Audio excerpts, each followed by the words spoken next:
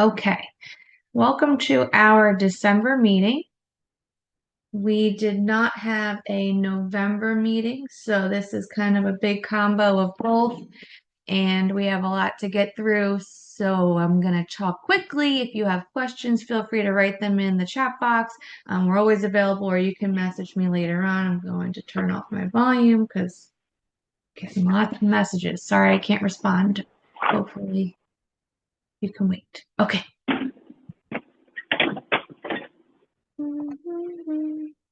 Super Staff Member of the month of November.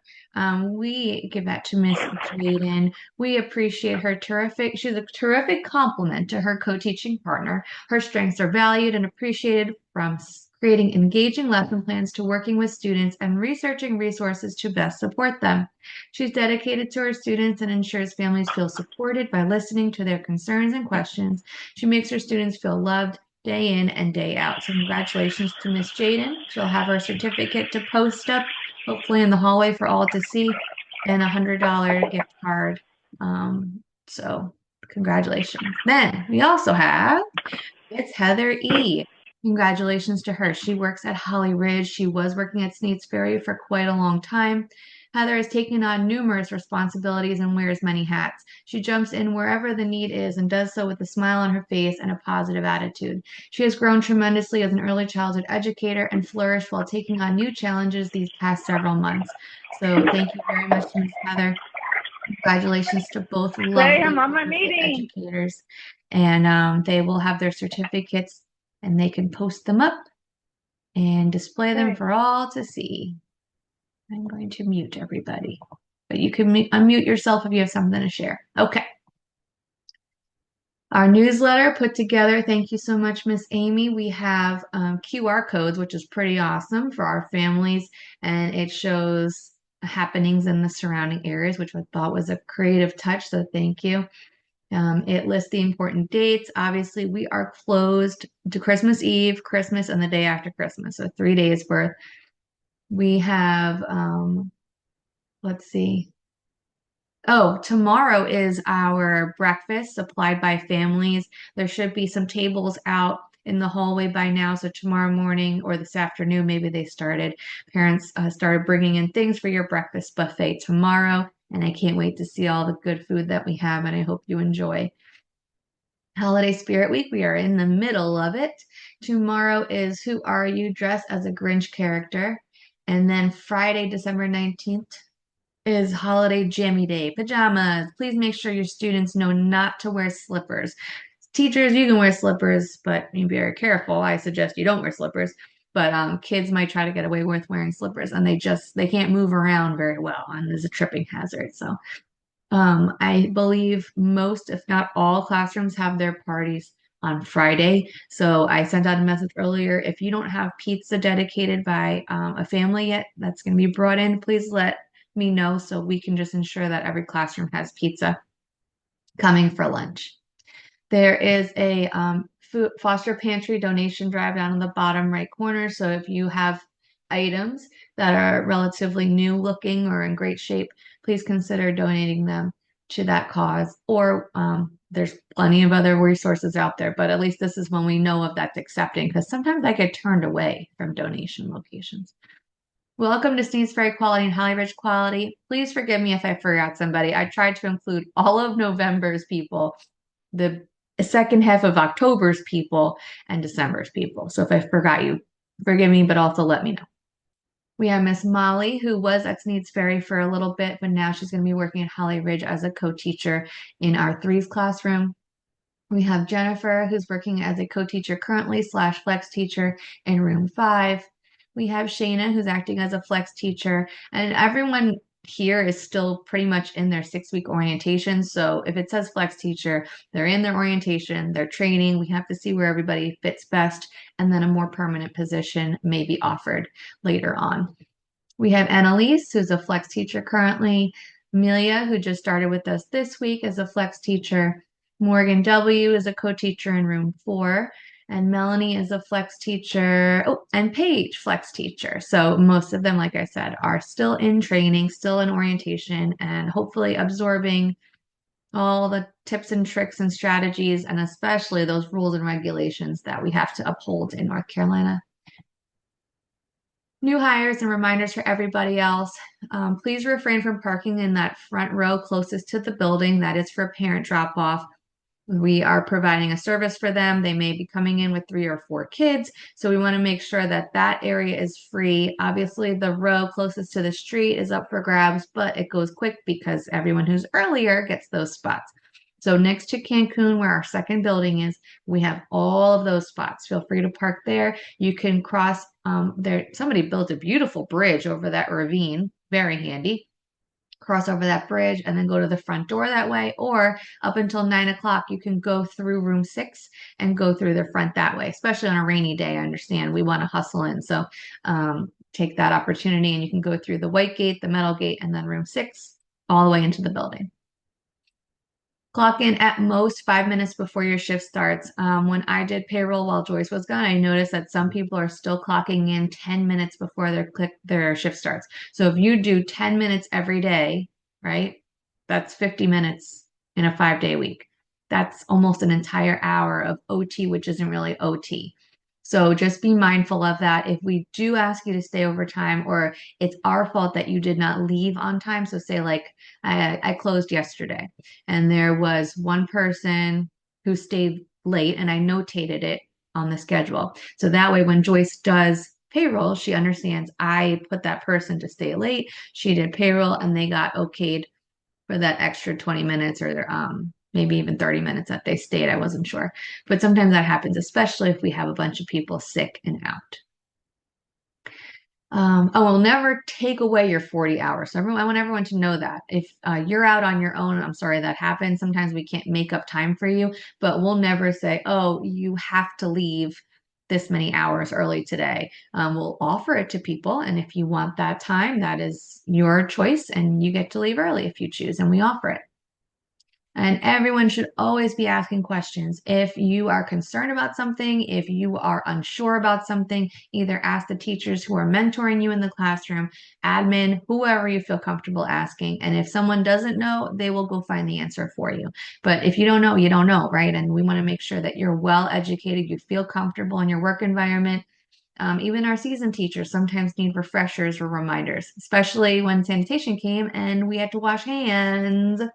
And some people who I know remember how to wash hands forgot that final step to remind their kids to grab the paper towel and turn off the water with the paper towel. So don't be afraid to remind kindly your coworkers because we forget a lot of these rules. There's too many of them.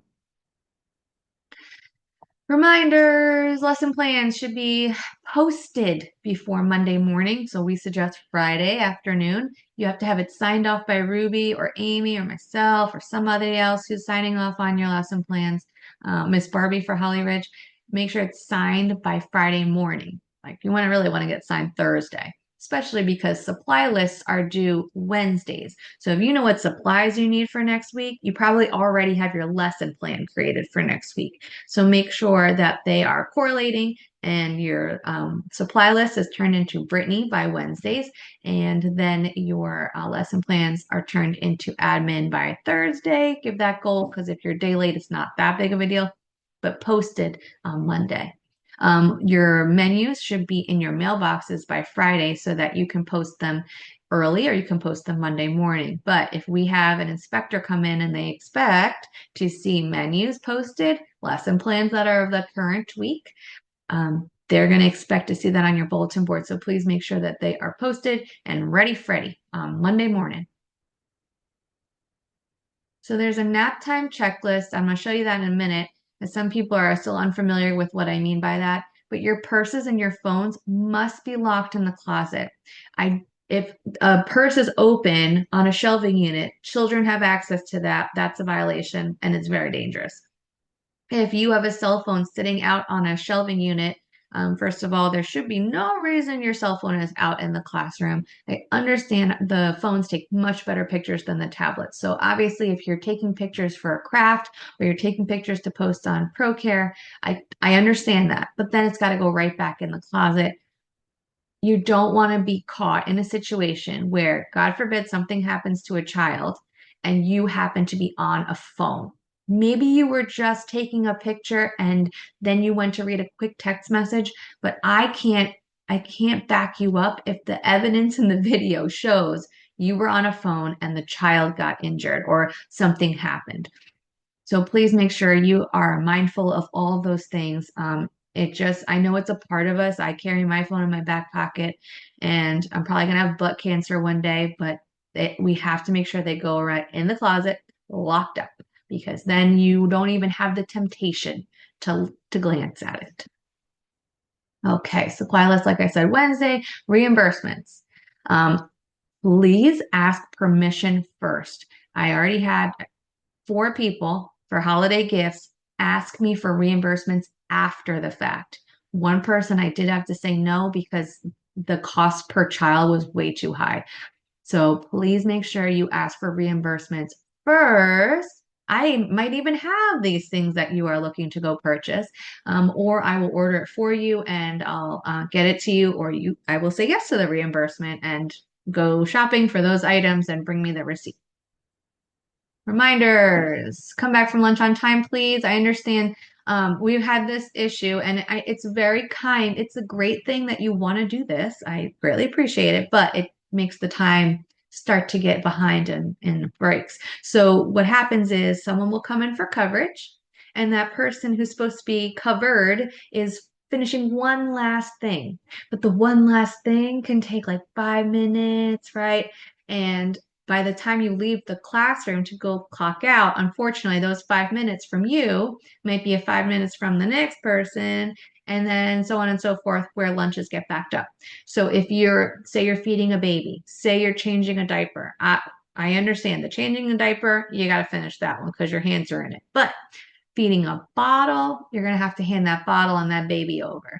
If you're helping with just the toileting routines or washing hands, those are things that someone can just come in and step in for you. I understand a diaper, you're going to finish the diaper, and then maybe the next person, can disinfect the table for you.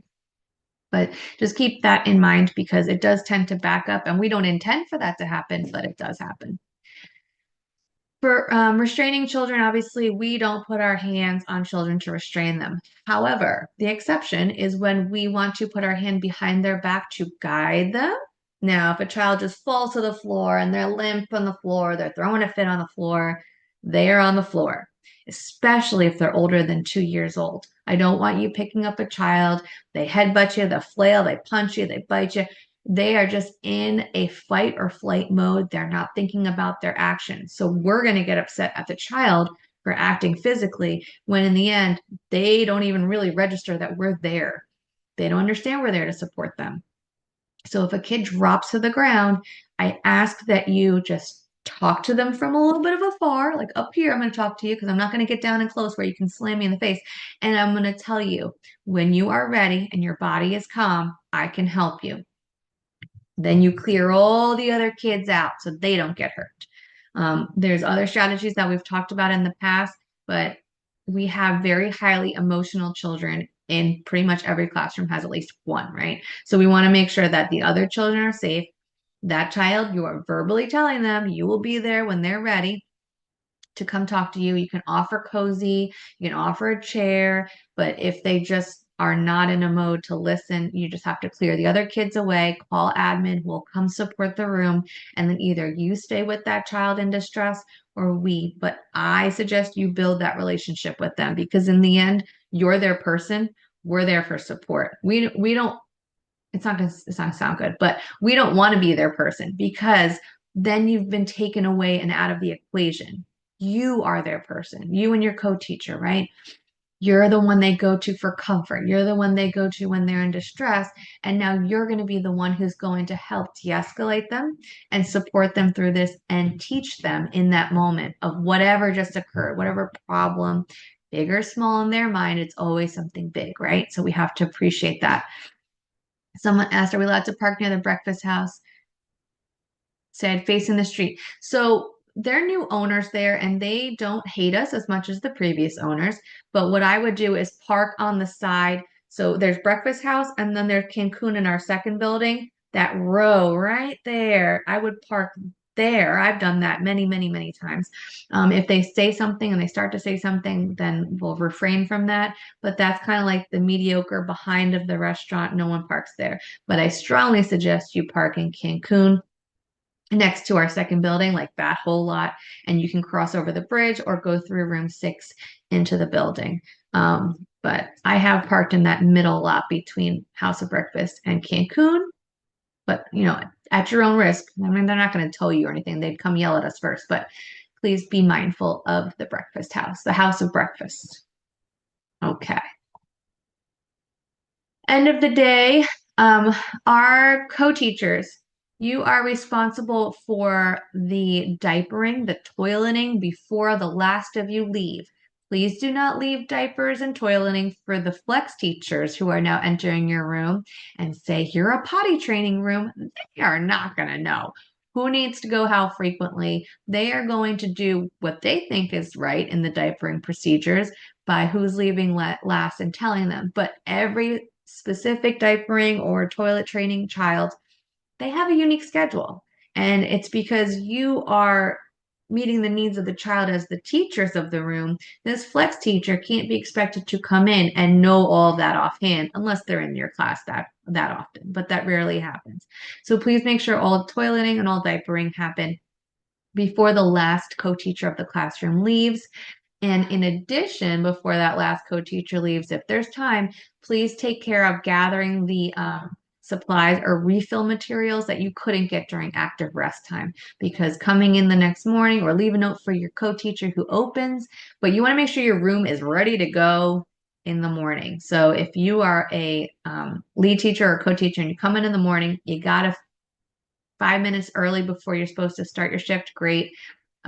Then you can also take that time to get things into your room, but that's your time. Whereas if somebody has that time to get things into their room during active rest, that's the ideal time because you're on the work clock and it's active rest time. So you might as well be productive.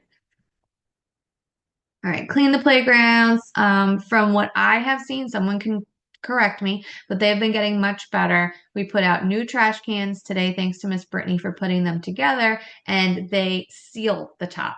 So that means you don't have to have water getting in from the rain as long as the top is closed at the end of play. So obviously, it's a sanitation issue if we keep touching the pail. So you can lift it up during outdoor time, but make sure it is closed at the end of outdoor time because then the rain just going to pour into it again and we'll have a big issue all over again with flooded trash cans. The trash bags must come out just like they should have before and tossed with your regular trash.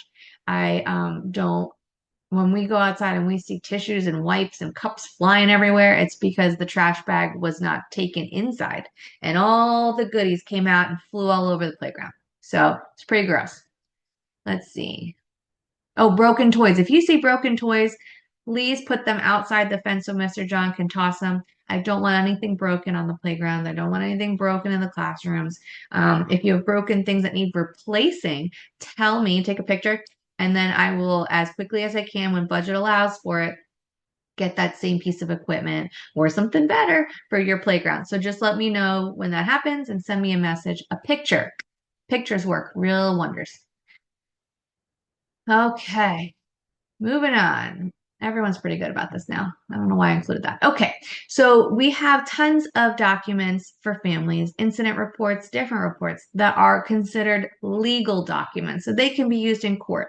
And unfortunately, we have many families who are in the midst of a custody battle. So these are extremely important to those families who are trying to understand when they present to the judge about their parenting status and their abilities as a parent. So when we have these incident reports, they're going to request them. They have to have the first and last name of the child. Behind everybody's whiteboard, there should be that cutout list of names from the meal program updated. If it's not updated, and you notice this, please tell Miss Stephanie and she will make a copy for you and it'll be cut and you can just tape it right on the back of the whiteboard to update it. First and last names are extremely important. And then also ProCare, once you know the kid's first and last name on ProCare, you can look up information so you can get their age correct and their classroom. So all of that can be found on the ProCare tablets for the app. If you have questions, you've never done an incident report, please say that to the teachers you are working with tomorrow. They will happily walk you through an incident report, a bite report, a non-injury report. There's all kinds of reports, and you have to know when it's right time to use which one. ABC charts are used for those children who are trying to build evidence and build data on so that we can pursue therapies. They can pursue potentially an IEP or an SST plan or a 504 plan. And with all of that, you're able to present this to a team of people, and then they can get the child what they need because we're providing the data. And nothing better than video and documentation to best support these children. So making sure that we just use black ink, full names, use ProCare to help you with any other details you're not quite sure of, or ask the teacher you're with, and then take a picture. That is a very important part. Every non-injury, every bite report, every incident report, snap a picture on the tablet and send it to the parents through activities. So if you don't know how to do that, please ask somebody, because it's essential that we document it, because sometimes the parents sign it at the end of the day, but then they also leave with it at the end of the day. And then we will never see that documentation again. So making sure that you snap a photo, put it through the activities of that child, so the family sees that it's coming, number one, so they're not taking, oh, my kid's got a black eye. How did they get a black eye today? We would have called for a black eye, but say they have a scratch on their face. You did the incident report, you sent the picture, maybe you sent a picture of the scratch, and that way the parents know that we're communicating, and that if they choose to come pick up their child for any reason, whatever it is from the incident report, they have that opportunity to take action then. Communication, number one. You can never tell a parent too much. And if you do, they'll ask you to calm it down. But I'd rather you tell them what you think is too much rather than not enough. And then those parents become irate because they didn't know, right? So we don't want that situation. We want to make sure they know. They are mom, they are dad, grandma, grandpa, whoever the caretaker is. We are taking care of their most precious gift all day. And so if their precious gift comes home with a scratch or a bite from another toddler and they're at bath time and they notice it, which has happened many times, we didn't hear a scream, we didn't hear a cry. All I can do is backtrack and apologize, and then we watch video and make sure that we correct it for them, and we remedy the issue and we take action in the classroom. But if you do see something, you must write something so that the parents know we are aware, we are capable. Okay. These are all the roles. I'm not going to go over them again, but if you have questions about payroll, Joyce. If you have questions about parents and tuition, that's me. Ruby handles all staff things. Miss Amy is our NC Pre-K coordinator and 3-school coordinator. Miss Stephanie handles all student files. And we have Miss Rachel is our ITERS coordinator now. So if you've been seeing a lot of Miss Rachel, it's because she works with our ITERS classrooms, which is ages 0 to 2.5. Well, including 2.5 now. So if you have any questions pertaining to those areas, classroom support, things like that, you should be able to know who to go to. But you could always ask one of us and we'll guide you the right way. Okay. Miss Barbie at Holly Ridge, she does it all. So she is all of us in one person at Holly Ridge. And Miss Brittany there, she does classroom supply list, which is extremely important to make sure that you turn it into her on Wednesdays. She does the meal program entry, so she's going to double check that you've signed the bottom of your meal program sheet, which I'll go over in a little bit. Student filing, and she does all the report entries of those incident reports and things like that I was just talking about. This is relationship-based practice. So we're getting into conference time. And even if it's not your turn to do conferences, say you're a flex teacher or you don't directly work with parents every day, you will eventually work with parents. And professionalism and making sure that they feel heard is so important to those conversations. I hate when someone talks at me, especially when it's about my kid, right? Because they're my kid. I know them. I should know them best. But in all honesty, you spend 10 hours a day with their baby and you know them front, back, sideways, upside down. So I want to make sure that they feel that you hear them, but you're also there to guide them to help you support their child. Because all we want is what's best for the children. They're going to kindergarten from us, and we want to make sure that their kindergarten teacher says, wow, you came from Sneads Ferry quality, or wow, you came from Holly Ridge quality. I can tell because that child can regulate their emotions independently. They can at least sit for 10 minutes, maybe not quite 10 minutes, and pay attention, say crisscross applesauce, however they choose, but they have someone's that they can pay attention for 10 minutes. They are kind to their peers, courteous, respectful, and they're independent in the classroom, not constantly asking for support for things and tasks that they should be able to do as an incoming kindergartner. So when we think about all those goals, I'm not talking about academics and ABCs. I'm talking about just self-life skills. That's what our job is because they can't get to that academic portion in kindergarten if they don't have the skills we're providing to be an independent, good little citizen. So we want to make sure that we are guiding them in life. And sometimes our lessons don't look like what's on the paper posted on the bulletin board, and that's okay. Sometimes you have to be flexible and say, you know what, today so and so's having a lot of trouble. They're unable to share. They're just taking and snatching toys and it's theirs, theirs, theirs.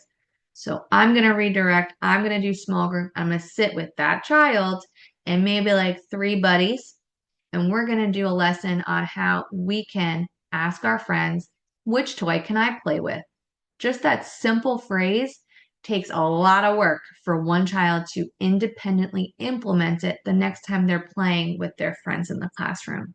So if you're playing in blocks and you now are doing small group in blocks, that's where you're focusing your time for small group. That child who has the difficulty throughout the day, and you're pulling three other children in small groups, rotating them out, but keep that kid with you because eventually they're going to teach that lesson to those friends.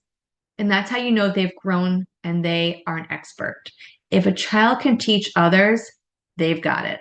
So why not keep that buddy with you and make sure they have that skill? Now you can go center to center with that kid and then just teach the kids also who are in that next center with them, however you choose to do it. But lessons in early childhood look so different. And that's what I had a hard time with when I first came into this field.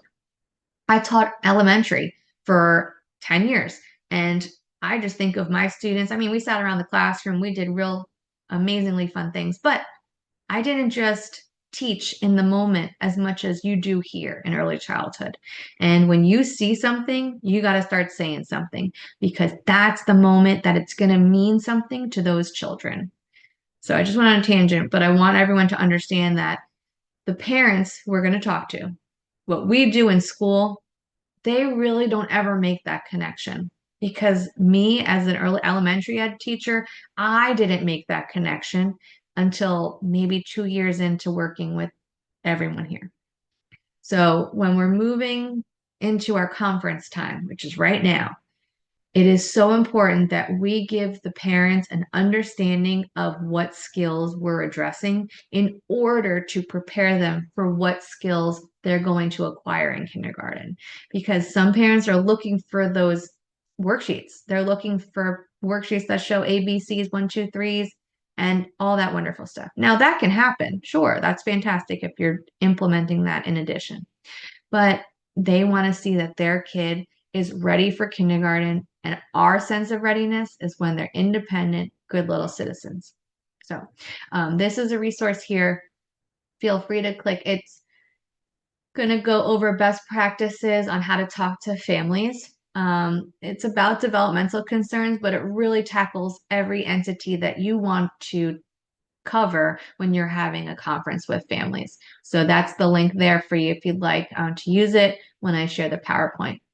Now, this is a great opportunity, obviously, to discuss what you've noticed with their child, what they have at home. Don't be afraid to ask questions about how are they at home with this? Or what have you seen at home when they're prompted with this activity? Or when they're playing with their siblings? What typically happens in a scenario when they're playing with their siblings? Just so you can gain insight because you really haven't had that opportunity yet. You've seen them in the mornings, you've seen them during pickup, but that opportunity hasn't presented itself to really talk to them. And you get 15 minutes if you choose, a little bit longer, but every conference should be about 15 minutes or so. And they're all phone conferences because in our setting, we just can't have that much influx of families coming in and out to have conferences with teachers. If you are going to have an in-person conference, we ask that you include admin because that means that it's a situation where you kind of need our support. They need to be with us and we need to all be on the same page. So if you do need an in-person, please let us know and we'll plan accordingly. And one of us will sit in and guide the conversation from the administrator's point of view, but you're going to pretty much lead the whole thing. So when you're meeting with a parent, we love the strategy of sandwiching. So we want to say wonderful things their child does, and you gotta dig sometimes, but get those wonderful things on a list. And then you're gonna list a goal or a concern about that child, but also tie on ways that you can work collaboratively from home and from school to support them to reach that goal. Don't state a problem and then leave it. We talk about, Adam has, let's talk, Adam had we did the good thing. Now we're going into the bad thing about Adam. So Adam has great difficulty staying nice and quiet during rest time. What we've tried in school is, and then I would list the things we tried, what works at home for you guys? So I'm posing a question for them. And at home, we stick him upstairs and we shut the door and he falls asleep. So it's a very different scenario. There's no distractions in the room. So let's think of some goals and things that we can do to support Adam to rest quietly so his friends can sleep around him. Okay, so let's give him some incentives, blah, blah, blah. We can talk about all these things. You guys write down your list of things for that child and what you're going to do from home and school. And then you go into another good thing. So you do have to do at least two positives about each child and make sure you have them so that you're not, you're not lost for words during that part because they're going to count on it. They need a boost after we tell them what's going on with their kid that we're concerned about. So make sure you have those little boosts in there for them. But it's important to get out the information of the concerns. Don't try to hide it. Don't tiptoe around it. I addressed the concern. He has difficulty staying quiet during rest and he's waking his friends. So I want to make sure we can work as a team to support him and make sure that his friends can rest quietly. There's nothing wrong with that. Making sure that the parent's aware your kid's a little you know what during rest time, and I am going to be on your team to fix it because it's important that the other children rest. Otherwise, Adam's going to be in a half-day program somewhere. All right. So before conferences, please make sure your ASQs are done. If you had any trouble with ASQs, you still haven't finished your ASQs, please tell us as soon as possible so we can help you because they are technically due last week. So we should be in the midst of conferences right now. If you need referral sheets, if you need some information on resources for families who you know may have difficulty with behavioral issues at home, we have all of that. If families are in need of resources, meaning like food and monetary resources, we have those answers. So just ask and we will be able to support those things prior to the conference so you go in ready to talk to these families prepared because you want to be prepared. And then we're going to do phone conferences. Tell us ahead of time if the phone conference isn't during active rest because you will need coverage. If it is during active rest, awesome. If it's not during active rest, you have to tell us at least 2 days before because scheduling people, making sure we have enough coverage, that's essential. And we want to make sure that you have the time dedicated to that family so you can really have a meaningful conversation with them. And if you're having it in person, please let us know at least 3 days in advance because we have to make sure one of us is free up the space, and we have all our ducks in a row so we look like we know what we're talking about. So at least 3 days in advance, please. Okay. Open with positives, the sandwich technique, it's all right here. Create a plan together. Make them part of the team. When we just start talking about problems with their child and don't provide any support or suggestions or make it feel like they're involved, give me some ideas. What do you think we can do? Or what do you think about this? then it's our problem, not theirs. Get them involved, pull them in, ask them questions. So these are some sandwich questions you can ask after you provide the concern. During conferences, this sheet is in those black trays next to the window in the front office, but also on the OneDrive. So if you need this during conference sheet copied or you need a copy, just let us know. It's extremely important to have a record of the conference, the conversation that occurred, and what goals were set in place or next steps, because then you have something to hold them accountable to. Oh, remember in our conference when we discussed this, I'm just checking in to make sure or to see how things are going. And since it's a phone conference, they can't technically sign it, but you can just initial or write phone conference on it. And it's just keeping those records. So when we go back, unfortunately, we've had to dismiss children before, but if we have to dismiss a child because nothing has improved, the parents are not on our team, and you guys are doing it on your own, admin has stepped in and can't do any more, we're in there all the time, we have to dismiss the child. So having this is going to provide great evidence and data for that process. But also, we hope that families will take those pieces of information that we present to them with the ABC chart, the non-injuries, this conference data, anything else, to someone who can help them, because obviously with us, they refused help. So now they're going to have to start from square one. With us, they could have had therapies in place. They could have seen their pediatrician and taken the ABC chart, gotten the IEP in action, because it takes 6 weeks to collect all that data. But guess what? We do that for them at school. So it's just really, they have to take that side of the initiative and that step from their end. And unfortunately, that doesn't always happen. After conferences, follow up, right? We want to make sure that they're held accountable. How things going at home? Remember when we talked about this? How's it going? So switching gears completely with the meal program, we want to make sure everyone's filling out the meal program sheets correctly. And it's during point of service. So you have to do it once the food service time is in effect. So for breakfast, that would be from 7 to 9 a.m. From lunch, that would be from like 10:45, I think, to 12 o'clock, 12:30. No, even later, 1 o'clock. So it has to be completed within that time frame. And then snack, I believe, is from 2 to 3:30, or 2 to 4, because we have to include school age. I'll get it right. But with the markings on there, please make sure if you make a mistake, you circle the X. Don't do anything. You just have to circle it. We're not erasing. We're not whiting out. We're not crossing out. Just circle it. And then you're signing the bottom. You're tallying your counts at the bottom. And then if you have children to add, write their names in on the blanks in your meal program form. Now, if you notice your form doesn't have enough blanks for some reason, just tell us. We'll print you a blank one and we'll staple it right on. That way, Brittany can enter it correctly. And those children who have been added to your room will be added the following week on this printout. Okay, sanitation came. And boy, oh boy, was that grand. I was not there. So thank you to everyone for stepping up and showing all the wonderful things you do to keep sanitary at school. But Joyce did speak with them, and I wanted to highlight some things that I read off the report, because most of the things we know, hand washing, when they roll in, they are going to have a little tally of how many children and adults don't wash their hands properly.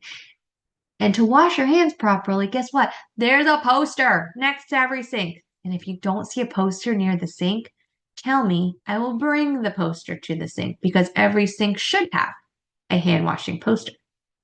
And the hand washing poster is supposed to have every step with pictures and explanations as to how to wash your hands. And the one thing that everybody forgets, like I said before, I know I said it earlier, taking the paper towel, the dry paper towel, turning off the water, and then drying your hands. It is the most insane step. Normal people don't do this step, but early childhood, we must do this step. So please remember that step Remind your darlings in the classroom, oh, we have to get our paper towel and then turn off the water, then dry our hands. So just walk them through it. I mean, you're going to sound like a broken record. You can sing it, whatever you want to do. In my house, I make everything a song because then they don't listen to me unless I make it into a song. So maybe you want to sing it. Um, your co-teacher is a flex teacher who comes in, an administrator who comes in. Oh, they gotta wash their hands, right? Make sure we have clean fingers before touching anything. I do this all the time and I have to stop. I go into a room and I forget to wash my hands, and then I'll like just go chill with a kid and play with toys. Nah, we don't do that. When anyone enters the room, especially when sanitation's there, wash your hands before engaging or touching anything. Now, if I come in and I just stand there and I'm not touching anything, I'm good. Okay, so if you're doing a quick bathroom break and you just choose not to touch anything, that's okay. But if I'm going in a room for a child in distress, I have to wash my hands and then I can engage with that child. Says sanitation. Okay. All food must be labeled with the date of opening. So the date that that bag was open, that box was open, needs to be on it. Masking tape works wonders for this. And then it's shut with tape and then shut in a plastic storage container that seals. Now, we may not be able to provide in-class snacks any longer. I am emailing. I wrote a nice long email. I just wanted Joyce to read it over to sanitation because I need specifics and I need answers. When we have infants, they can be fed because the countertop is there and a sink dedicated to food prep. However, one of our toddler classrooms has the same thing. The other toddler classroom does not. So I want to know from sanitation, where's that gray area where I can have snacks for children because they're going to be hungry. We don't want to have just keep sending someone to the kitchen every time room 10 needs a snack because those kids typically have a mid-morning snack every day. So we want to make sure that we're still abiding by those rules, but we're going to go in that gray area and make it work for us because having snacks in the room is something that needs to happen. These kids, some of them only eat with us, and some of them are just growing boys and girls, and they're always hungry. Another thing is that teachers cannot portion food without a food prep sink, like I just stated, or a counter dedicated to food prep. So we are brainstorming family style again. I am including this in my email to sanitation, but I want to give everyone a heads up.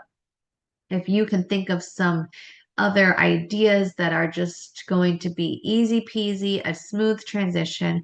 We are already kind of doing family style, but with family style, the children have to scoop and serve themselves. So obviously, the itty bitties need guidance, right? They need help, but that motion and that proportion of their own food is what family style is all about. So before we enact any of this, I'm trying to get answers from sanitation, but I wanted to give you a heads up that that is all new to us. Oh, your counters, your food service areas must be free of obstructions. Some rooms, you're doing a fantastic job. When I walk in, it's clean. It says food service only or food only, and it looks lovely. I know exactly where food would go. Some, towards the end of the day, start to get things placed all over it. Please make sure it is always clear. I know it's very difficult because it's an open surface and things go on our open surfaces, but keep it clear on it only for food service. When they walked around, they also noticed that chairs and stools and tables and table legs were filled with yucky stuff from kids' hands, I'm sure. I'm sure it was like pasta sauce, weeks old, and it was caking on. So anytime they eat, I've noticed this, they take their hands and they like run them up the chair sides. So if you look at the sides of your chairs in your classrooms and underneath those little lips, you're going to see all kinds of gunk. So we have green scrubbies. You can use paper towels if you choose to, but please spend nap time one day just doing a bunch of chairs at a time. Maybe you can do it throughout the week and finish all the chairs and stools and tables. But please make sure that's addressed because she noticed it. So that means it was very visible in many classrooms. When kids are going potty, some people don't know this because they're new, so I want to tell everybody. If a child goes, number two, you must spray disinfectant on the sink after they wash their hands and the toilet after they go to the bathroom. So then you have to wait for it to air dry, or you can wait the 2 minutes and then you're going to wipe the surfaces dry. This has to happen every time you notice a kid poops. Now, sanitation tends to always notice when these kids go number two and catch it, which is insane. I don't know how they know that, but when the child uses the restroom, they go number two. We must disinfect after. You must also disinfect during change of use. So, what change of use means is say you were using the sink and you guys all were playing Play-Doh and sand and it was center time and kids were doing just going normal bathroom, right? And then it's time for lunch. That hand washing session of preparing for lunch, you must disinfect that sink. Spray it, wait your 2 minutes, and then you can wipe it down real quick so nobody's touching bleach solution. But that does have to happen. It is definitely not in routine. So we want to make sure you kind of make it part of routine. I know it's an added thing, but they caught many classrooms on it. Okay. And all bottles. There are some bottles in classrooms, spray bottles for sanding, dish, and soap that are not labeled. They must be labeled with what is inside and the room number. We have labels in the back office. If you just want to use masking tape, you can use masking tape. It just tends to peel off very easily when it gets wet. So that's why we have those permanent labels in the back office. So if you need them, let us know. This is hand washing. This is the poster that should be next to every sink, even the adult sinks. They have like an adult poster, but it's exactly the same thing. It just has big people hands versus little people hands. So we have turn on the warm water, make sure there's paper towels in the paper towel dispenser, wet your hands, apply liquid soap, lather for at least 15 seconds so your kids would sing ABCs, something like that, and then rinse your hands. Dry. Oh, that's okay. I do it the other way, but both are fine. They just don't want anyone touching the handle with their hands again. So if you take the paper towel, dry your hands, and then turn the water off, that's fine. What I've seen people do is take the paper towel, push the lever down for the water, and then dry their hands. As long as your hands are not touching a dirty faucet handle.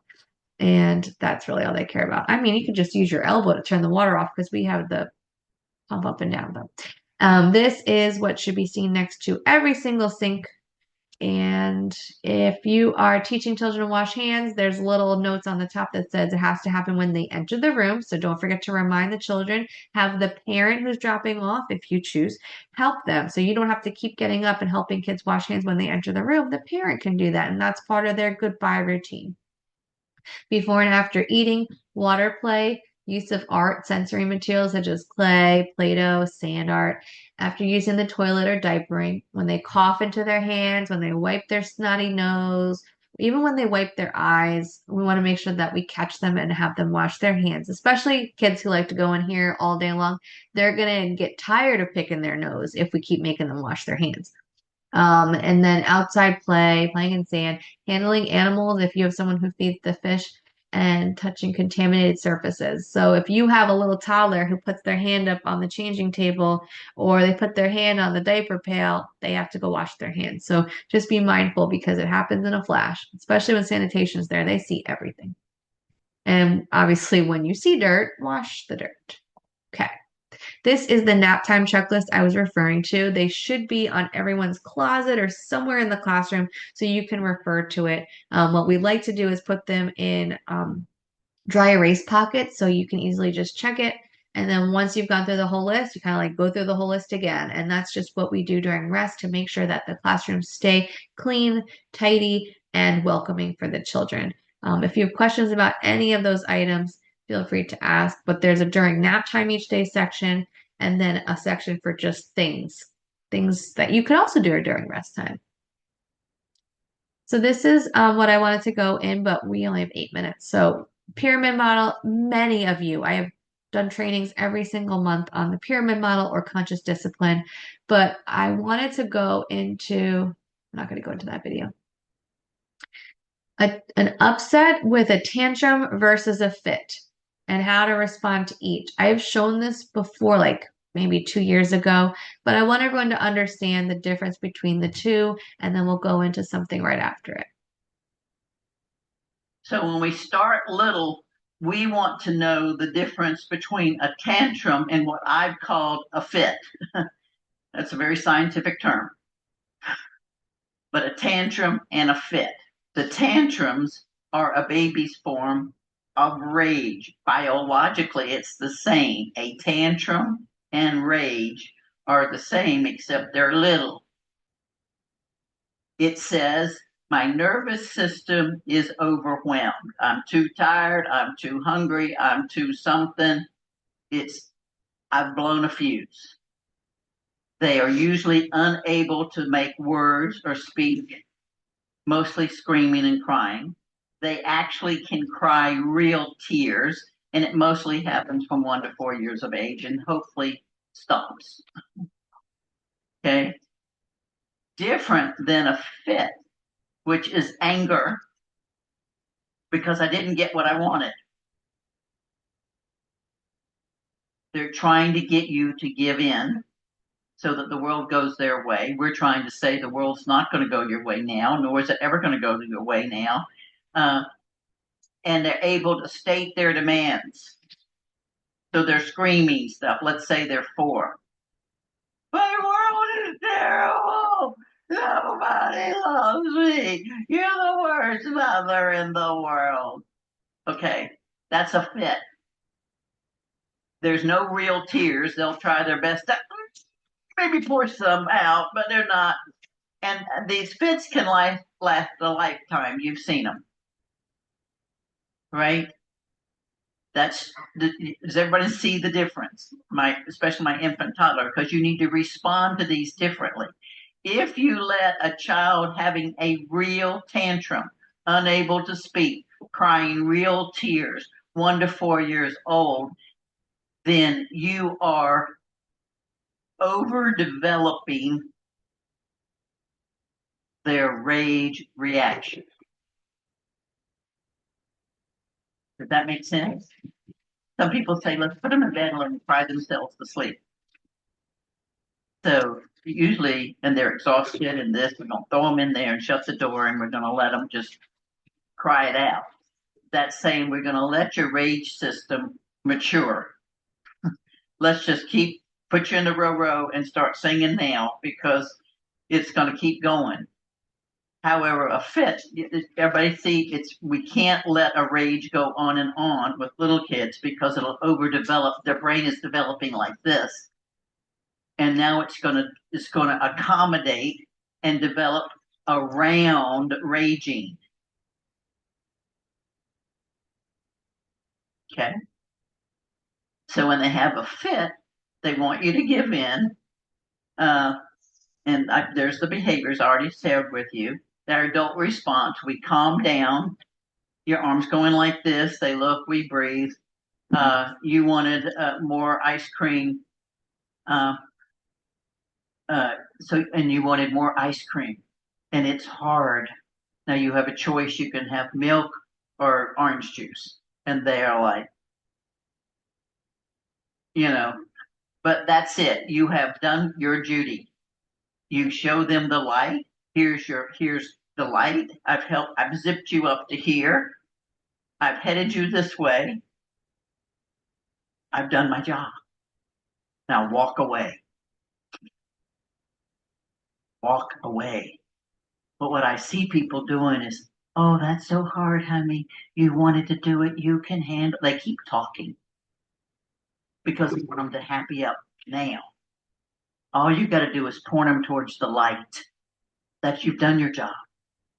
When you walk away, of course, you're not walking away like a stupid little, sorry, I never should have had that one. You're not going to walk away like that. You're going to walk away breathing and wishing the child well, knowing for a fact that you've shown them where the light is. And just like any tree out there, it'll find its way. But we talk too much. Oh, honey. Oh, honey. Oh, honey. And then you get fed up with them. Shut up. Right? You honey, honey, honey, honey. I've had it with you. So we don't need to do that. Show them the way and move on. Now, with a child who's having a tantrum, You've got to, you can see the difference. Can you see the difference? Okay, pick them up, put them on your chest, and download. Turn off the system and stay with them. Make sense? So you infant toddler people can plant a seed now for your preschool people. Your preschool people plant a seed for the first and second grade plant a seed, and we're all going to do well. Okay. That was a quick version of what I wanted to show next time, but oh, went too far.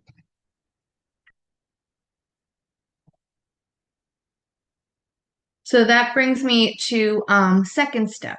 We have, thanks to one place, additional boxes of this resource. So now they're all over the school instead of just one for our private teachers, and then NC Pre-K and 3 school got their own. A lot of them in our main building at Sneads Ferry. And I strongly encourage the teachers of ages 2.5, so room 3 and up and older, to dive into second step, dive into conscious discipline, and just spend time doing those small little mini lessons from second step.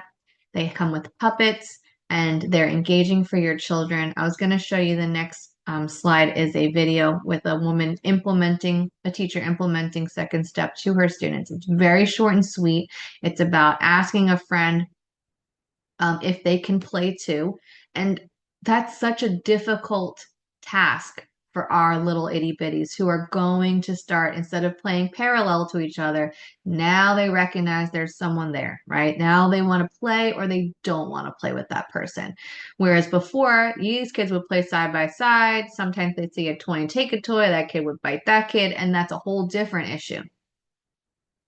Now they're acknowledging each other and they want to engage with one another, but they don't know how to do that. They don't know how to ask. And they don't know how to say no, thank you. Those are also skills that we have to teach in the classroom. Because if you notice when a child gets frustrated, they're getting frustrated because they didn't have the communication skills. They didn't have that ability to converse. Yes, no, can I do this? I would like this. So it's our job to teach it to them. So when I said follow the kid with the toughest, when they are the ones who push the most buttons, they're the ones who are going to join you the most often when you are doing these social emotional lessons. And it doesn't have to be that well planned out, doesn't have to be elaborate. You can be there with that child and you're dealing with real in the moment scenarios, things that happen day in and day out. Now, second step has the puppets. It has a mini lesson for you, and you can go back and refer to your puppets when you're talking to your children. Remember when? And then you can take them back out. What would you tell this puppet's name, Bobby, what to do next time? Because he had the same problem. Remember? What was their solution? And then they can think back to the problem and solution from that little mini lesson. But when you're with them, you're in real-time teaching mode. So you're able to address their needs in that moment, and it'll be much more meaningful to them than learning it out of context in a mini lesson from second step. So I say do both.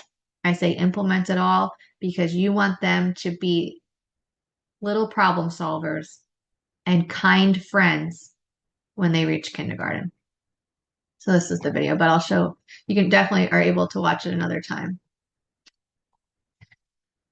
Neutralizing behaviors. We've talked about this before, but I definitely encourage those who say, don't do this to the child. We don't run in the classroom. The child just hears the word run. Then they go. Instead of saying, we don't run in the classroom or don't run, we're going to say, we walk in the classroom, or you can tiptoe. Do you want to walk or tiptoe? Now you've given them the power of choice and you've laid out the expectation. You didn't have to yell, scream, have them sit, hopefully. If they don't want to do either, then we have to sit because you're not making safe choices. Running, you will fall and trip. You'll bang your head. You'll run into a friend. That's why we can walk or we can tiptoe. And then hopefully they choose. Now, it really depends on the developmental stage of the child. If they're toddlers, obviously we're going to tell them what we expect. Let's march, and they're going to march. If they're running, we just tell them what we want to see in the classroom because they're not in that mode to be able to make two positive choices yet. Usually around around late 1.5 age to early twos, they're able to start making those choices and understand you're providing options to them. Whereas before, it's a lot of modeling and just stating what you expect. So it definitely changes with age. Okay, so we've seen this before, but the teachers have a breaking point and you have buttons that are pushed. So that's why Joyce and I and Ruby and Amy and everyone else try to choose teachers as teaching teams who complement one another. So you could have a teaching partner who is a little softer and kinder and has that gentle, nurturing touch. And then you have another co-teacher who says what they mean, means what they say, and they're a little sterner. We don't yell, we don't raise our voice, we're not mean, but you know those two personalities. And when they come into a classroom, we found that that's the best partnership because you'll have your people and that person will have their people and they will work with those children who fit that mold, that situation, that person's personality. So if none of those things work, call for us and we will come help you. But that's why we just want to make sure that you guys are supporting one another. You know what buttons get pushed for this person and what drives them crazy. And then same for the other one. And that way, when you have that one child who just does not get along with this teacher, we know that this teacher is going to step in and they're going to take on that child and all of their needs and support for emotional support because they have to have their person. Sometimes it just doesn't work with the button pushing because it just happens. Okay. So I wanted to show you the pyramid resources. I've showed this before. There's videos on the modules and trainings, but these are great for social emotional skills in the classroom, especially Tucker Turtle. They're free little books about Tucker Turtle. Every classroom should have a turtle because I bought 16 turtles. Now you can use Tucker Turtle Puppet and have him go through his issues and support and model what Tucker Turtle did. And there's a little video there as well for you.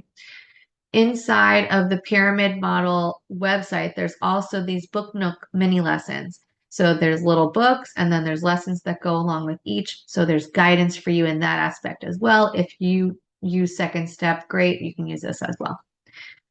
And then talking to families about challenging behaviors because it's conference time. We want to make sure that all the families know what from the do side, this is what I would like you to do as teachers, and then the don't do those things. So read them over when you can. Okay. So all this is here for you to look at. When you have time, I'm going to send everyone the PowerPoint, but they're really important. NCRLAP has free trainings. Now these are 1 hour each. There's one for ITERS 3 and one for ECHRS 3. They are the intro classes and they're pre-recorded. So you register for it, but it just sends you the link and you can watch the video on your own time.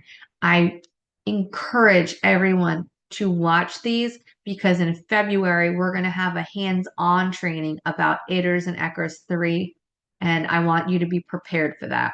So at least before the end of the month of January, please watch the video that relates best to the ages you work with. If you work with little and bigs, then please watch both. And that way you feel comfortable. You have at least an understanding of what the ITERS and ECHRS 3 is about because it is quite different from the R. You know, the materials tend to be the same, but now interactions and engagement that is highly, highly tallied versus the interview process and everything else that they were doing beforehand. There is no interview now. And these are more free resources. Cox Campus has free classes.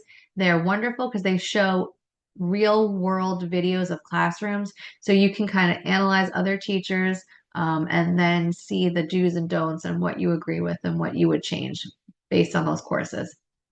These are the trainings that must get done. Miss Ruby will hunt you down, but these are all live links, so you can click them. Miss Ruby hosts CPR, so if you need CPR, she will find you and tell you when that you will take it. Remember, we have an open door policy, so if you need anything, you have any questions, either message us, come see us. Is if we don't know, like Joyce says, if we don't know there's a problem, we cannot help you through it. So don't let the little problem fester into something bigger, bigger, bigger because you didn't come talk to one of us, whoever your person is, whoever you're most comfortable with in the admin crew. Please see one of us so we can help you. And we want to make sure everyone has a positive work environment. So we want to keep all that negativity out the door, right? Or bring it into the office and I'll listen to you and we'll work through it together. But please don't bring it into the classrooms. Those kids, they sense it. And we don't want them to sense that. We want them to have an enjoyable and you to have an enjoyable school experience, right? Thank you very much, everybody. Does anyone have anything to add? No? Okay. I am going to send you the PowerPoint, the video, and I'm going to post the raffle winners in just a little bit. I hope everyone has a wonderful evening, and we'll see you tomorrow. Bye.